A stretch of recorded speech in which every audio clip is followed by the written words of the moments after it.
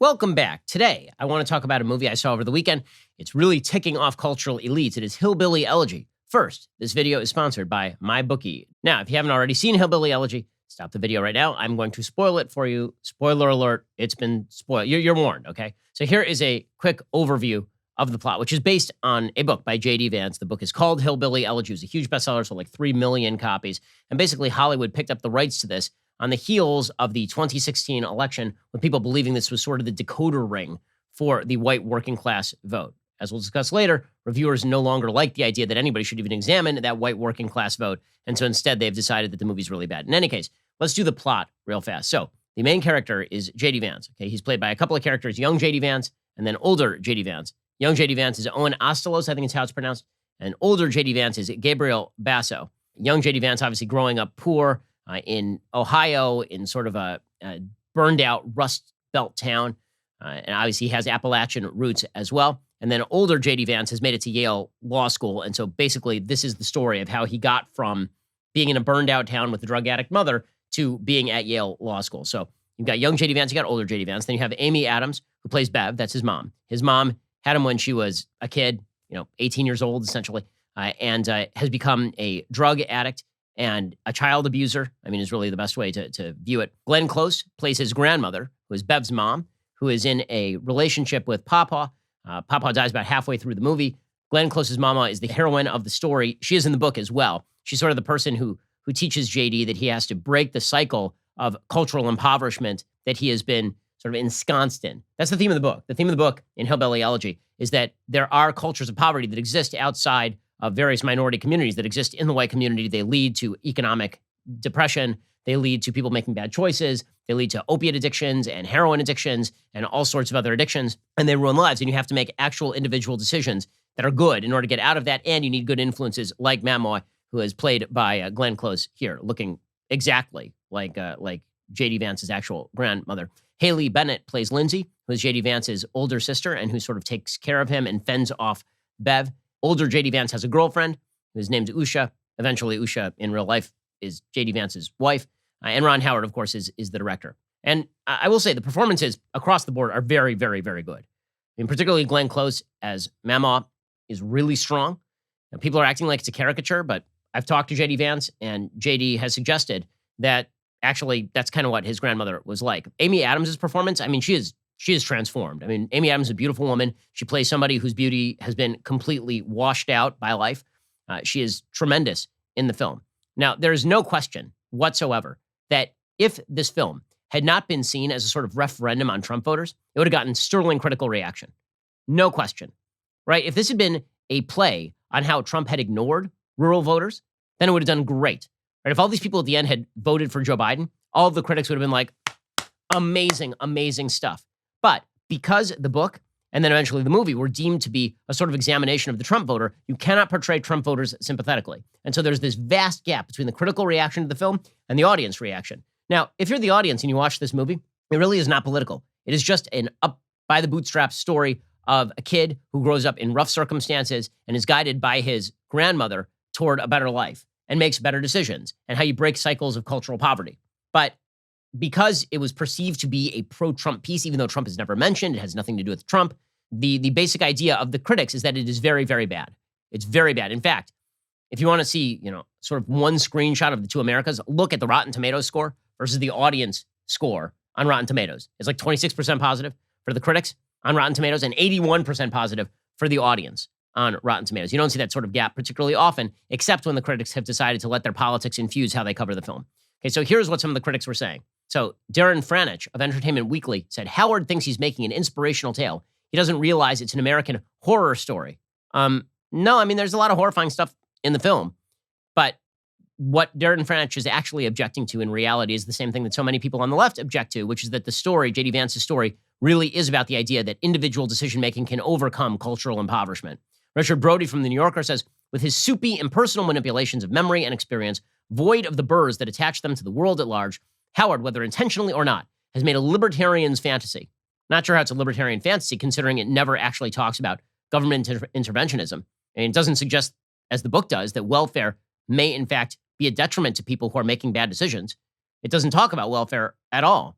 It just says that family can help you get through hard times, and strong family members can help you pick up the pieces and make a better life for yourself. But apparently that is now libertarian fantasy. You see, for our entertainment critics, the only movies that are worthy of being made are movies where America sucks, and America's suckiness can only be cured by either some sort of woke cultural moment or by massive government interventionism. Allison Wilmore from New York Magazine says, the film is like a package of assorted chicken parts that can't be assembled back into something approximating the shape of an actual animal. There's way too much of some stuff, while certain essentials are missing entirely. Now, let me just point out that if the movie had hewed closer to the book, if it had included all of the cultural commentary about the evils of the welfare state and about the failures of government to fill in for church and schools and local institutions, the critics would have hated it even more. Instead, they like movies, again, that are really about how America sucks, and the only way that these rural people can do better is by escaping their roots, leaving them behind, and becoming members of the left, right? Or where everybody in these towns is treated not with any sort of sympathy, but simply with malevolence. Like Vox recommended that you watch Winter's Bone instead, which is a very cynical take on people who live outside America's major cities. So how exactly have some of the people from Hollywood in the film reacted to the negative criticism? Well, many of them are not even defending the film. So Amy Adams said, I would never presume to say what critics should or shouldn't do. Everybody has a voice and can use it how they choose to use it. Let me just say, if somebody had criticized any other Amy Adams film this way, she would probably suggest that the critics had an inherent bias. But nobody will ever say that in Hollywood because, of course, a lot of the people who signed up for this thing didn't think it was political. Ron Howard obviously didn't think it was political. He appeared on CBS This Morning on Tuesday, and he said, I do feel like they're looking at political thematics they may or may not disagree with that honestly are not really reflected or are not front and center of this story. And that's kind of right. So Ron Howard in the movie, he kind of strips all of the politics from the story because Ron Howard is sort of just a good Democrat and he sees it as an uplifting story, and not just an uplifting story, but a good commentary on how you can make good decisions, which last I checked used to be something that liberals shared with conservatives. But we have moved beyond that. We'll get to more of this in just 1 second, folks. But first, let me talk about why betting can be kind of a fun thing. So right around election time, there are these presidential debates. I bet on them. I used my friends over at MyBookie. They had a bunch of prop bets on the election. It was a lot of fun. Actually, I've been betting on sports as well. Putting a little money on the line can sometimes spice things up. With the Christmas holidays right around the corner, MyBookie has been in a giving mood. A $250 risk-free bet on Thanksgiving, boosted odds, and free bets every hour of Black Friday, and they continue to give away more freebies for Cyber Monday. For a sportsbook that's supposed to be in the business of making money, they were giving it away, which is just one of the reasons why I've been rolling with MyBookie this season. The fact is, if you're going to put some action on the games, whether you're betting NFL, NCAA, college ball, college hoops, whatever your preference, you want to do it with a great brand like MyBookie. Make your deposit using the promo code Shapiro, and they will match you halfway to give you a head start on building your bankroll. Put in $200, get an extra $100 to play with.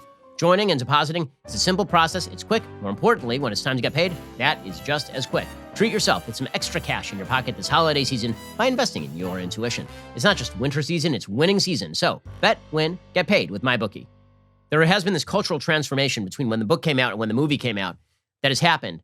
And it turned Hillbilly Elegy from a good book that liberals liked to read to a bad book that should never be read, because Hillbilly Elegy suggests a couple of things. One, again, you can make good decisions that overcome your past. And two, that rural white people ought to be understood. And both of those are premises that the left has decided to deride completely. Rural white people, in the view of the leftist cultural elites, are not worthy of understanding because, after all, they are members of the white privileged sect of the United States. All institutions were built for their benefit. And second, even these people cannot pick themselves up by their bootstraps because no one is able to be picked up by their own bootstraps. Hillary Clinton, she used to actually tout Hillbilly Elegy, but what she said about Hillbilly Elegy is essentially what the left eventually took away from Hillbilly Elegy, which is that all of these people don't deserve any sympathy at all, right? Clinton wrote about Hillbilly Elegy, quote, a culture of grievance, victimhood, and scapegoating has taken root as traditional values of self-reliance and hard work have withered. There's a tendency towards seeing every problem as somebody else's fault, whether it's Obama, liberal elites in big cities, undocumented immigrants taking jobs, minority groups soaking up assistance, or me. Right? That is the way that Hillary Clinton sees the people in the movie. So it's no wonder that the critics who also see these people that way are very upset with any movie that treats them as human beings with actual problems and who actually are capable of making better decisions. So back to the critics. So The Vulture, which ran like 83 pieces about how terrible the film is, which is how you know the film is not bad. It's actually quite good. Sarah Jones writes, the Hillbilly Elegy phenomenon is frustrating for many reasons. As a film, it's irresponsible, even grotesque.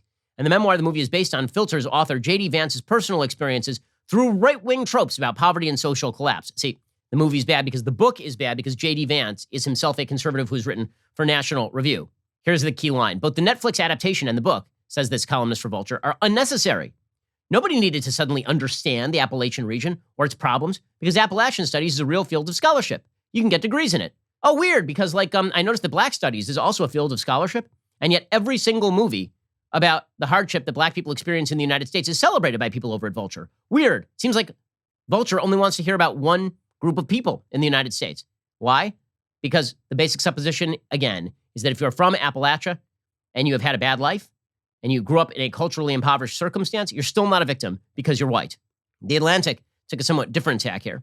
In their review, they say the film and book need Appalachia to be poor, broken, and dirty because they depend on us believing that the mountains are somewhere we want Vance to escape.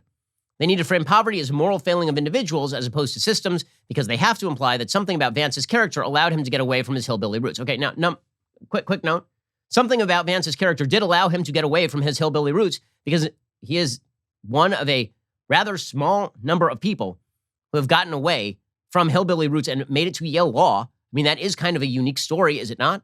So if he were just, a natural creation of the system, you'd expect that a lot of people from his neighborhood would have ended up at Yale Law. But according, again, to this columnist for The Atlantic, Hillbilly Elegy has to simplify people and problems of Appalachia because it has decided to tell the same old pull yourself up by your bootstraps narrative that so many of us reject. That's the key, right? You reject the narrative, therefore you reject the movie. You don't like the idea that people can actually make good decisions and make their life better, and therefore the movie is bad. Okay, Alyssa Wilkinson at Vox.com talks in her review about one particular scene. So there's a scene in the movie where, and it's in the book too, where J.D. Vance goes to a fancy dinner and he doesn't know how to use all the various forks at the table because that's not how he grew up. In the book, he starts telling people about his background and they're kind of interested in it. And in the movie, people sort of look askance at him. So here's her description. She says, in the movie, Vance's story plays out quite differently. After an emergency call to his girlfriend, JD sits at the dinner table with fellow students and attorneys from high-powered law firms. He is nervous. While making conversation, he says he is from Ohio and that his grandfather moved there from Kentucky's hill country to work in a steel mill. A quiet falls over the table. Everyone glances at each other knowingly. Nobody says anything. They change the subject while JD sits crestfallen and mortified. I yelled at the screen when I saw that. Yelling happened multiple times throughout the movie. And yet that's exactly why the scene rang so false. It seems impossible everyone at the table would take JD's biographical note as embarrassing. Instead, as Vance himself points out in his book, his background makes him intriguing, someone different from the usual bunch. The movie can't seem to imagine that, however. Its writing feels vague and hazy, unacquainted with the world it's portraying, etc., etc. Okay, so here's the thing. I went to Harvard Law School. I've been in this particular world. Here's what actually happens in that scene. So in that scene, J.D. Vance sits down at the table. He is going through the forks. And as he is going through the forks, he is talking with people. And he brings up the fact that he has sort of this hillbilly background. And people are kind of awkward about it. And then he mentions that his family is descended from sort of the Hatfield McCoy stuff. And people start getting interested. They actually do start getting interested. And then one person at the table says, well, it must be kind of a relief to get out of, hillbilly town. And J.D. Vance gets offended. Okay, this is called a dramatization for the movies. But are we supposed to pretend that there is no scorn for people in rural Appalachia at Yale Law School or at Harvard? That they don't call people rednecks at Harvard Law School or Yale Law School? They do. I went to Harvard Law School. There is obviously a certain level of cultural sneering that exists for people who live outside the big cities and don't abide by all of the cultural niceties of the left at these major universities.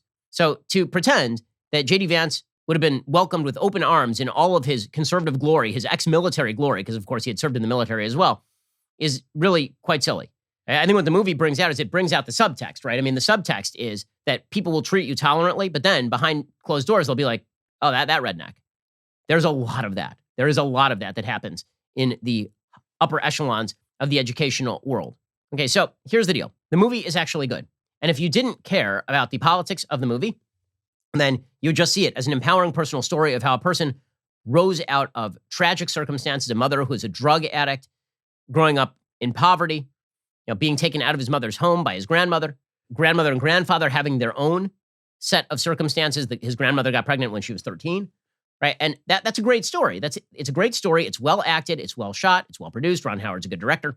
That's the bottom line. But the media cannot accept that this is a good movie, because to accept that this is a good movie, you have to accept a baseline value that left and right used to agree on, which is that America is a place in which people can rise and are capable of making good decisions and are capable of moving beyond their personal circumstance and cultural circumstances. That's a message the left completely rejects.